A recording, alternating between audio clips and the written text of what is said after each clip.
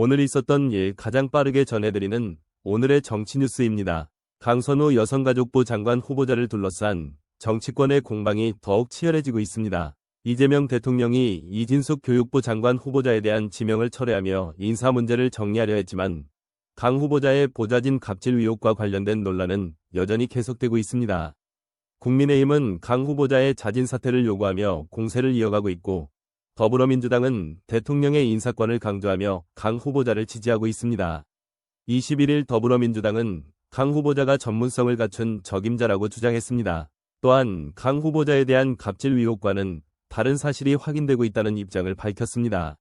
김현정 원내대변인은 이날 국회에서 기자회견을 열고 강 후보자가 가족학 박사로서 여성, 아동, 청년, 장애인 정책을 다루는 여성가족부 장관으로서의 역량을 충분히 갖추고 있다고 강조했습니다.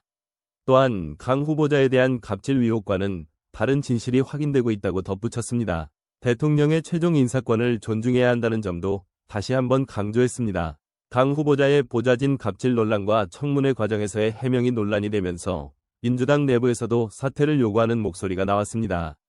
그러나 민주당은 이번 사태를 끝까지 책임지고 해결하겠다는 의지를 보였습니다. 여러 후보자가 연달아 낙마할 경우 정치적 부담이 커질 수 있다는 점도 고려한 것으로 알려졌습니다. 새 내각 구성이 지연되면 정부 초반 국정 운영에 차질이 생길 수밖에 없다는 우려도 제기되고 있습니다. 김현정 원내대변인은 여야 원내대표의 의견을 대통령이 직접 수렴한 후 최종 결정했다며 인사권자의 권한을 존중해야 한다고 말했습니다. 문진석 민주당 원내운영수석 부대표도 KBS 라디오 전격시사에 출연해 당내 분위기가 대통령의 임명권을 존중해야 한다는 쪽으로 기울고 있다고 설명했습니다. 또한 역풍이 있을 수 있지만 대통령이 국민과 야당의 양해를 구하며 책임지고 해결하겠다는 모습은 이전 정부에서는 보기 힘든 모습이라고 평가했습니다.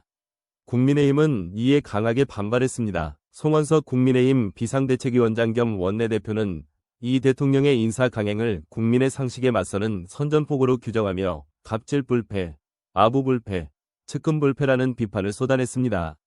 박성훈 국민의힘 수석대변인도 국회에서 기자들과 만나 강선우 후보자를 여성가족부 장관으로 인정하지 않겠다고 선언했습니다. 국민의힘은 상임위원회나 본회의 등에서 강 후보자의 장관 임명을 승인하지 않겠다는 입장을 분명히 했습니다. 또한 국민의힘은 강 후보자가 문재인 정부 시절 정령의 여성가족부 장관에게 갑질을 했다는 증언에 대해 강하게 비판했습니다.